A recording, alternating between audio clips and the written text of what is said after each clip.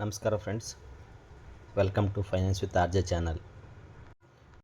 ಮೇ 8ರ market update ನೋಡೋದಾದರೆ Nifty 50 ಇವತ್ತು 144 ಪಾಯಿಂಟ್ ಡೌನ್ ಆಗಿ 24,182ರಲ್ಲಿ ಕ್ಲೋಸ್ ಆಗಿದೆ.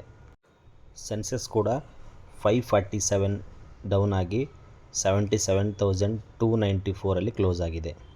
ಯಾಕೆ ಇವತ್ತು ಮಾರ್ಕೆಟ್ ಫಾಲ್ ಆಗಿದೆ ಅಂದರೆ ಫ್ರೆಶ್ ಟೆನ್ಷನ್ ಸ್ಟಾರ್ಟ್ ಆಗಿದೆ ಸ್ಟ್ರೇಟ್ ಆಫ್ ಹಾರ್ಮೋಸಲ್ಲಿ ಮತ್ತೆ ಅಟ್ಯಾಕ್ ಸ್ಟಾರ್ಟ್ ಮಾಡಿದೆ. ಇದಕ್ಕೆ ಮೇನ್ ರೀಸನ್ ಮಾರ್ಕೆಟ್ ಇವತ್ತು ಸ್ವಲ್ಪ ಕೆಳಗಡೆ ಬಂದಿದೆ. ಮೇಜರ್ ಸ್ಟಾಕ್ ನೋಡೋದಾದರೆ ಟೈಟನ್ ಕಂಪನಿ ಇವತ್ತು Q4 ರಿಸಲ್ಟ್ ಅನೌನ್ಸ್ ಮಾಡಿದ್ದಾರೆ. ಇಯರ್ ಆನ್ ಇಯರ್ 35% ಗ್ರೋತ್ ಆಗಿದೆ. ಸೊ ಸ್ಟಾಕ್ ಕೂಡ ಆಲ್ ಟೈಮ್ ಹೈ ಟಚ್ ಮಾಡಿದೆ 4,585. ಸ್ಟ್ರಾಂಗ್ ಜ್ಯುವೆಲರಿ ಮತ್ತು ಗೋಲ್ಡ್ ಸೇಲ್ಸ್ ಕೂಡ ಇದಕ್ಕೆ ಕಾರಣ.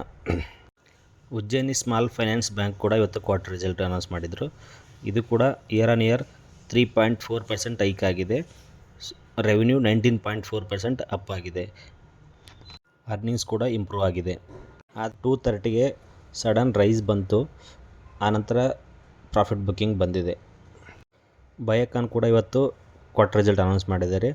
ನೆಟ್ ಪ್ರಾಫಿಟ್ಟು 63% ಡೌನ್ ಆಗಿದೆ year on year. Profit 125.9 crore ಮಾಡಿದ್ದಾರೆ.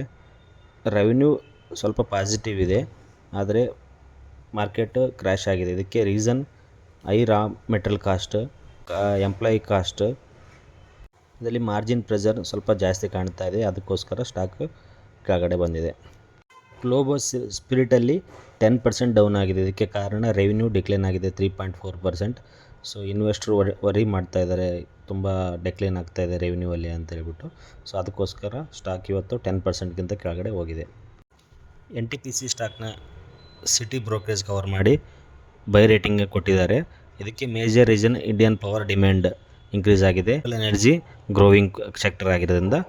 ಸೊ ಇದಕ್ಕೆ ಬೈ ರೇಟಿಂಗ್ ಕೊಟ್ಟಿದ್ದಾರೆ.